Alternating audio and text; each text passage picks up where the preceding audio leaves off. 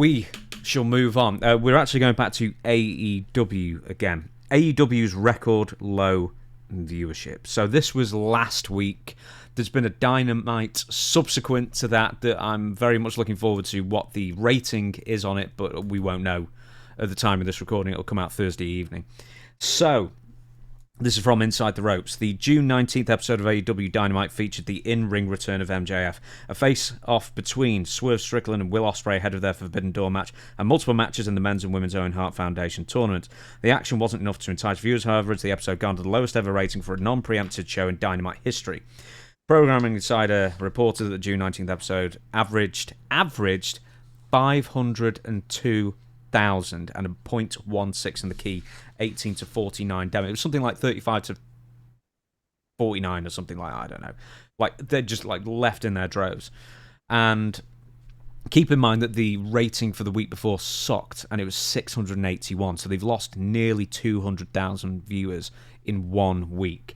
Now, they're trying to blame it. A WBD rep told Fightful that it was just a very odd week, and he pointed to it, well, it's a federal holiday, and the Olympic trials were on. Oh, yeah, and McDonald's was open late, too. Yeah. Oh, and the sun shone. Yeah. Yes. The Olympic trials. Nobody gives a shit about the Olympics. But I love the Olympics. I don't give a crap about the Olympic trials. So it's like, no one's watching that. Who gives a shit? And I'll tell you what else they blamed it on. They had, instead of the usual lead-in for the Big Bang Theory, that atrocious sitcom, they had an airing of the film Black Panther, which got horrible ratings. And WBD and people in AEW... Who was it? Who was in that?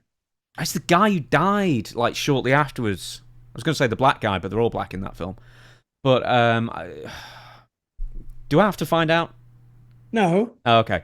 So, anyway, so that did a really horrible rating, and now people are saying, well, it was a lead-in, and also there was a Kendrick Lamar concert on, and also it was Juneteenth. I don't even know what Juneteenth is. Juneteenth, I'm going to tell you, I'm going to smarten you up. It was the day that the slaves got their emancipation. Ah, and what's that got to do with wrestling? Nothing.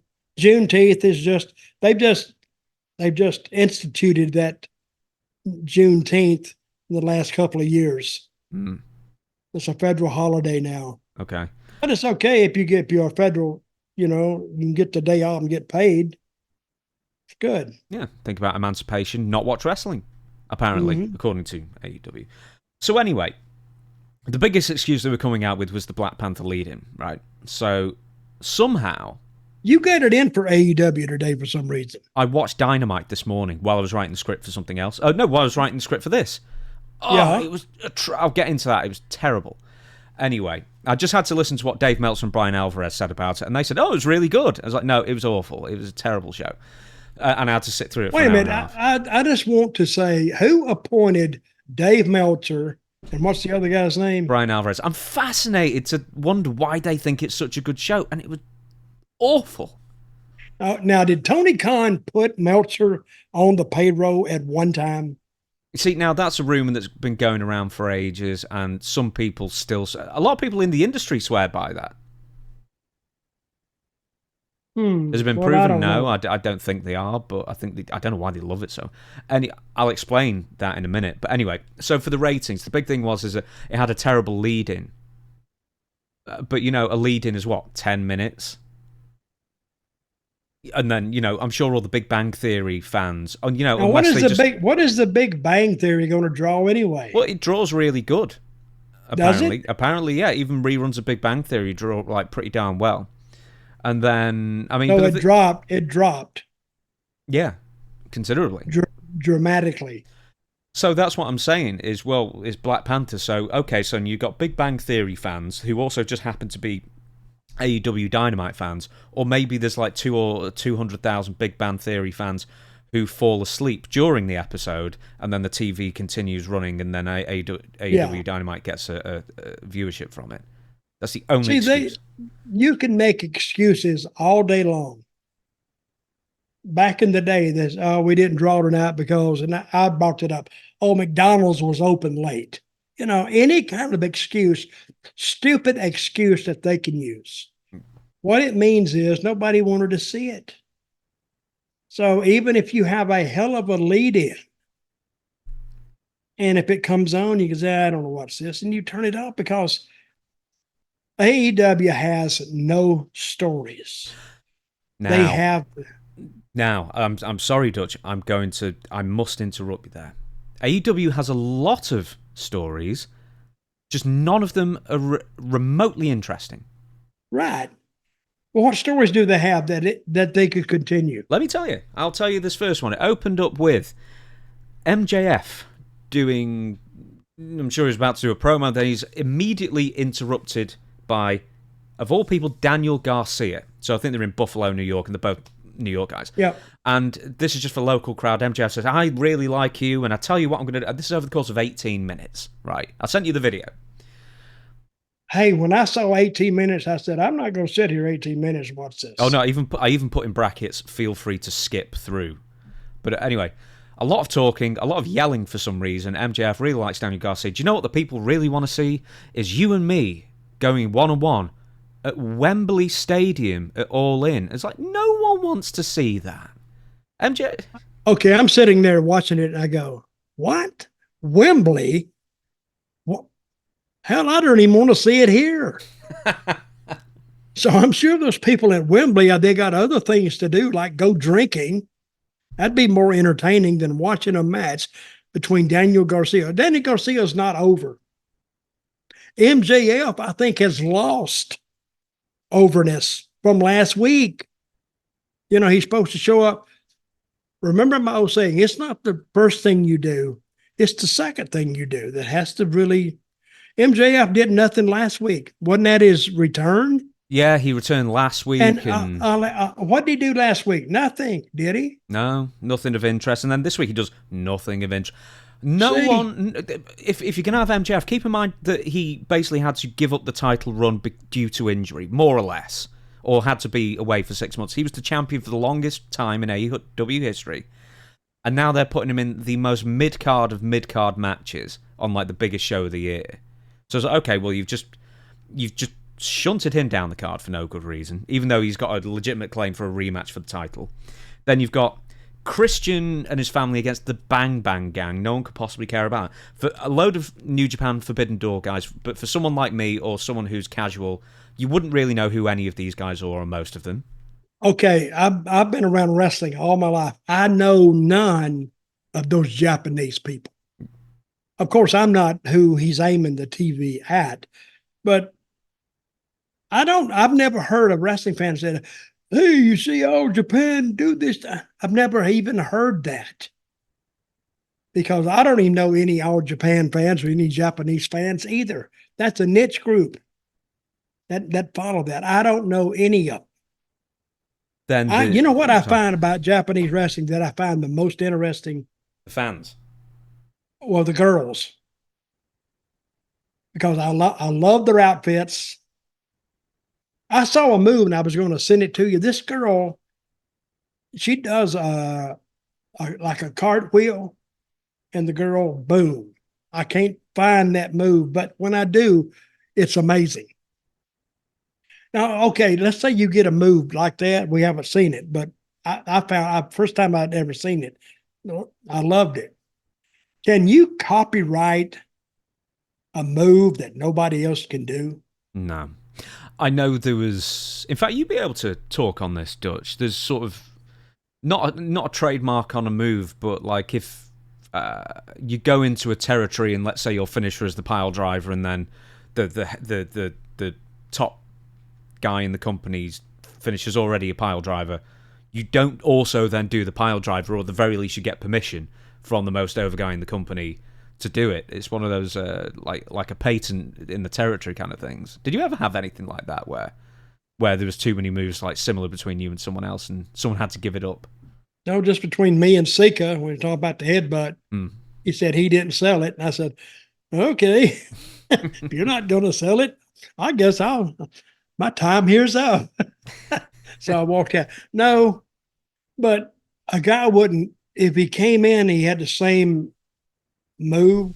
Then they work pile driver versus pile driver. You could only win by pile driver. But again, like everything, it runs its route. It's not a long angle. I know you've not seen too much of him, but it's Will Ospreay. We spoke about before, but Swerve Strickland is the AEW champion. I'll say this: I think he's the weakest champion that they've ever had. Swerve Strickland. Yeah, he just. I don't get it. I don't get it at all. I don't think he's main event. I think he's not face of the company material. I don't think.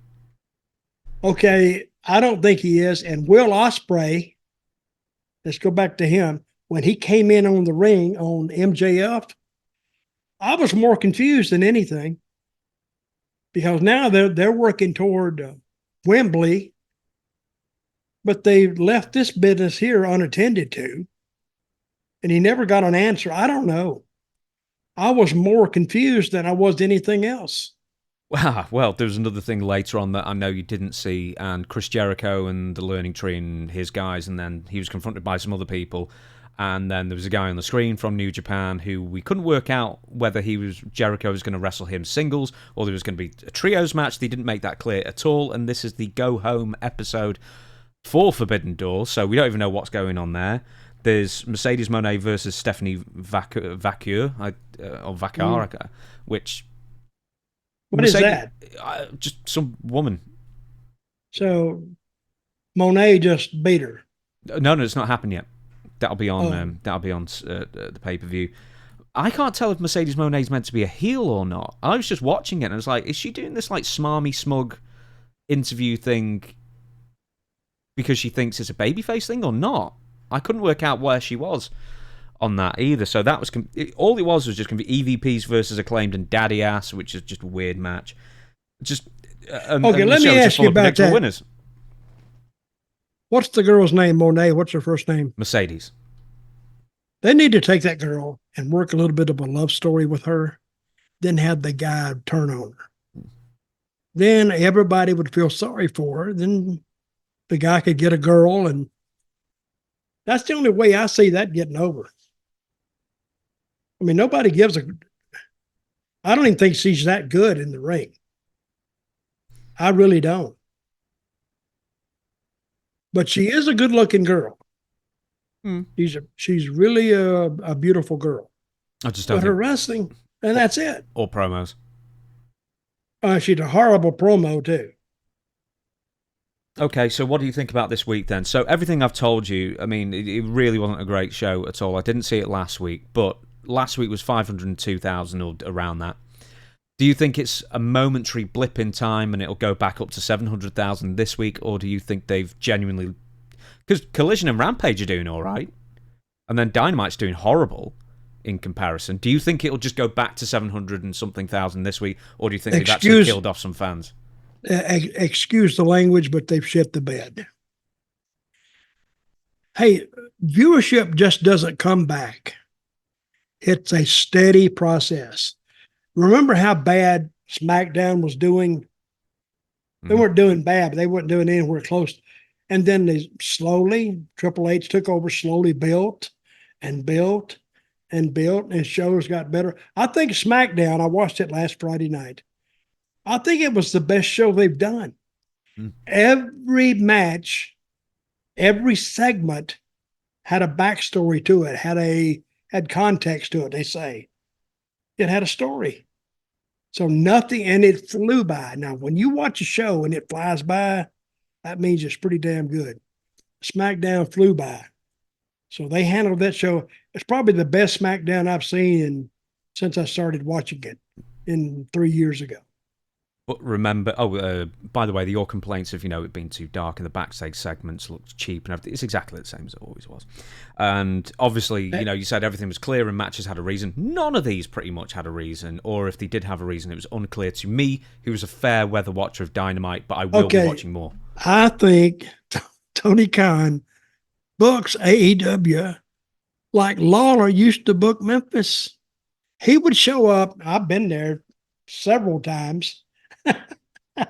And he doesn't drink, and he doesn't party, and he doesn't stay out late.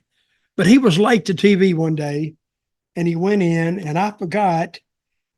I said, "What are we doing?" He said, "I don't know. I hadn't booked it yet." Wait a minute. You haven't booked the TV? No. Who's here? He looked back there and he said, "Okay, we'll do this." And he was writing it out right then. He said, "Help me with this." And, and this, and just take a break and do this. And then he would give it to the guy who would time it. He had a timer. And then the guys got their times. He actually booked Memphis TV after he got there. He probably booked a better show. Wasn't bad. Because we had a lot of guys over and see Memphis, people used to blame Lawler for booking a lot of bullcrap segments, but some of his bullcrap segments were actually pretty good. I mean, sometimes they were corny, but he had a lot of kids watching 11 o'clock in the morning on Saturday morning.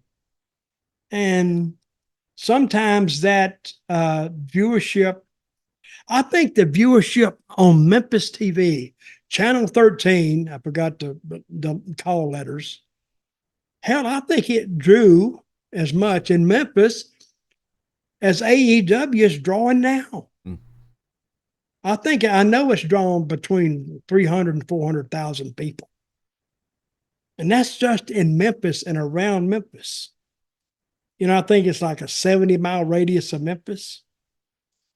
And it was the top rated show of the week, even beating the news stations.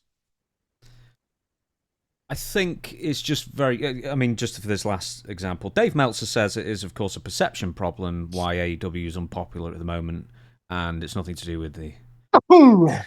Bless you. And it's nothing to do with, It has nothing to do with the talent. It's nothing to do with the talent, nothing to do with the booking or the presentation. It's those nefarious outside types who are telling you that it's not very... Shut the F up, Dave. But anybody who still follows you, I think they're lost in space. Look at it. It's like nobody else has an opinion on it except Dave. But he was smart when he started that newsletter. He was the first one, and he stayed with it. I don't know if he had any. Did he ever have a job? Yeah, he was a journalist for newspapers and stuff. Yeah, like a sports journalist. Well, he could probably say, "Well, a murder happened last night, but I didn't like it."